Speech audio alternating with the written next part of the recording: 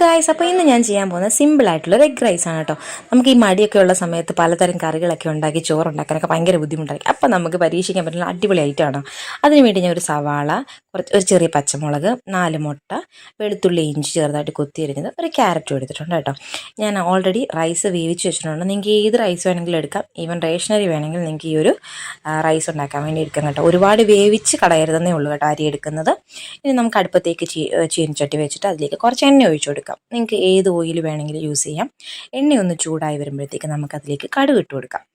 കടുക് ഒന്ന് പൊട്ടി വരുന്ന സമയത്ത് നമ്മൾ അടുത്തതിനകത്ത് ചേർത്തേക്കുന്നത് വെളുത്തുള്ളി, ഇഞ്ചിയും ചെറുതായിട്ട് ഒരു 2 ടേബിൾ സ്പൂൺ കണ്ടം വെളുത്തുള്ളി, ഇഞ്ചി ഇച്ചിരി കൂടുതൽ എടുക്കുന്നത് നല്ലതാണ്. പ്രത്യേക ഫ്ലേവർ ആയിരിക്കും.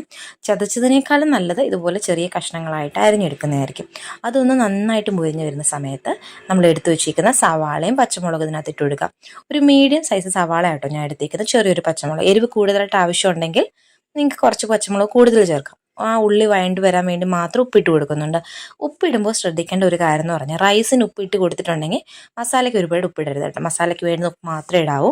അപ്പം ഞാൻ റൈസിന് ഉപ്പിട്ടാണ് വേവിച്ച് വെച്ചിരിക്കുന്നത്. അതുകൊണ്ട് അതിനനുസരിച്ച് ഉപ്പെടുത്തിട്ടുള്ളൂ കേട്ടോ. പിന്നെ ഞാൻ ക്യാരറ്റ് ഗ്രേറ്റ് ചെയ്ത്, ഒരു മീഡിയം സൈസ് ക്യാരറ്റ് നന്നായിട്ട് ഗ്രേറ്റ് ചെയ്ത് അതുകൂടി ഇട്ട് കൊടുത്ത് നന്നായിട്ടൊന്ന് ഇളക്കി കൊടുക്കുക. ആവിയൊന്ന് വേകാൻ വേണ്ടിയിട്ട് കുറച്ച് നേരം അടച്ചു വെക്കുന്നു. അപ്പം നന്നായിട്ട് തന്നെ ആവിയൊക്കെ കയറി നന്നായിട്ടിത് വഴണ്ട് വന്നിട്ടുണ്ട്. ഓക്കെ, ഇനി നമുക്ക് അടുത്ത് ചെയ്യേണ്ടതെന്ന് പറഞ്ഞാൽ മസാലപ്പൊടികൾ ഇട്ട് കൊടുക്കണം. അതിന് മുമ്പ് കറിവേപ്പില ഇടുന്നുണ്ട്. അപ്പം നിങ്ങൾക്ക് മല്ലിയിലയുടെ ഫ്ലേവർ ഇഷ്ടമാണെങ്കിൽ അത് ചേർത്ത് കൊടുക്കാം. എനിക്ക് മല്ലിയിലയുടെ ഫ്ലേവർ ഇഷ്ടമല്ല കേട്ടോ, അതുകൊണ്ടാണ് ഞാൻ ഇടാത്തത്.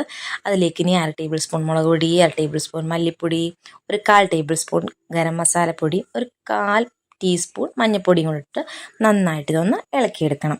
എന്നിട്ട് ഈ മസാല ഒന്ന് കരിഞ്ഞു പോകാൻ സാധ്യത ഉണ്ട്. അതുകൊണ്ട് ഒരു 2 ടേബിൾ സ്പൂൺ വെള്ളം കൂടി എടുത്ത് നമുക്ക് ജസ്റ്റ് ഒന്ന് ഇളക്കി ആ ഒരു മസാല ഒരു ലൂസാക്കി ഒന്നെടുക്കാം കേട്ടോ. എന്നിട്ട് നന്നായിട്ട് ഇത് ഇളക്കിയെടുക്കുന്നുണ്ട്. അതിലേക്ക് നമുക്ക് ഒരു ചെറുനാരങ്ങ, ഒരു ടേബിൾ സ്പൂണോളം ചെറുനാരങ്ങ നീര് ഒഴിച്ചു കൊടുക്കാം. അത് ഓപ്ഷണലാണ്, നിർബന്ധമില്ല. ഓക്കെ, ഇനി നമ്മൾ എടുത്തു വെച്ചിരിക്കുന്ന 4 മുട്ടയിലേക്ക് ഒരു 1/2 ടേബിൾ സ്പൂൺ കുരുമുളക് പൊടി, ഒരു നുള്ളുപ്പ്. മുട്ട നിങ്ങൾക്ക് കൂടുതലോ കുറവോ എടുക്കാം. ഞാനിപ്പോൾ റൈസിനനുസരിച്ച് എടുത്തേക്കുന്നത് കേട്ടോ. അത് നന്നായിട്ടൊന്ന് ബീറ്റ് ചെയ്തതിന് ശേഷം നമ്മുടെ ഈ മസാലയിലേക്ക് ഇട്ട് കൊടുക്കുക. അതിന് മുമ്പ് അത് മസാല ഒന്ന് സൈഡിലേക്ക് മാറ്റി കുറച്ച് സ്പേസ് ഉണ്ടാക്കി അവിടെ ഒരു ഇച്ചിരി എണ്ണ ഒഴിച്ചിട്ട് ആ എണ്ണ ഒന്ന് ചൂടായി വരുമ്പോഴാണ് കേട്ടോ ഞാൻ ആ മുട്ടയുടെ മിക്സ് ഒഴിച്ചു കൊടുക്കുന്നത്. അല്ലെങ്കിൽ ചിലപ്പോൾ ഇത് കരിഞ്ഞു പോകാൻ സാധ്യതയുണ്ട് മസാല ഇടാതിരിക്കുന്നത് കൊണ്ട്. എന്നിട്ട് അത് പല ഭാഗത്തേക്കൊന്ന് സ്പ്രെഡ് ചെയ്ത് കൊടുത്തതിന് ശേഷം നമുക്ക് ആ മുട്ട ഒരുപാട് വെന്ത് പോകരുത്, അതിന് മുമ്പ് നമ്മൾ ഇളക്കിയെടുക്കണം.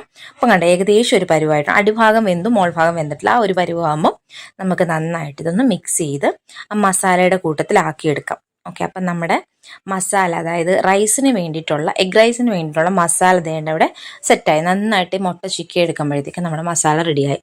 ഇത്രയേ ഉള്ളൂ കേട്ടോ. അപ്പോൾ ഇനി നമ്മൾ ചേർക്കാൻ പോകുന്ന റൈസാണ്. അപ്പോൾ റൈസ് ഓൾറെഡി ഉപ്പിട്ട് വേവിച്ചതുകൊണ്ട് ഞാൻ കൂടുതൽ ഉപ്പിടുന്നില്ല. ഉപ്പൊക്കെ സെറ്റാണ്. അപ്പോൾ റൈസും കൂടി ഇട്ടിട്ട് നന്നായിട്ട് മിക്സ് ചെയ്തെടുക്കാം.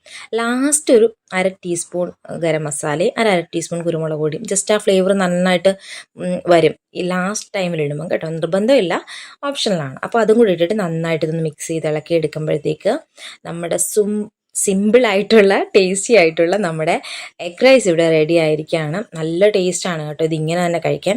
പിന്നെ ഞാൻ കുറച്ച് ആഡംബരത്തിന് വേണ്ടി ഇച്ചിരി സലാഡും ഒരു പപ്പടമൊക്കെ എടുത്ത് വെച്ചിട്ടുണ്ട്. അപ്പം നിങ്ങൾക്ക് കറിയൊക്കെ ഉണ്ടാക്കാൻ മടിയായിട്ടിരിക്കുന്ന ഒരു ദിവസം നിങ്ങളിത് എന്തായാലും ഇതൊന്ന് ട്രൈ ചെയ്ത് നോക്കണം. വീട്ടിലുള്ള സിമ്പിൾ ഇൻഗ്രീഡിയൻസ് കൊണ്ട് നമുക്ക് എളുപ്പത്തിൽ ചെയ്യാൻ പറ്റും. അപ്പോൾ നിങ്ങൾക്ക് വീഡിയോ ഇഷ്ടമായെന്ന് വിചാരിക്കുന്നു. ഇഷ്ടമായെങ്കിൽ ലൈക്ക് ചെയ്യുക. താങ്ക്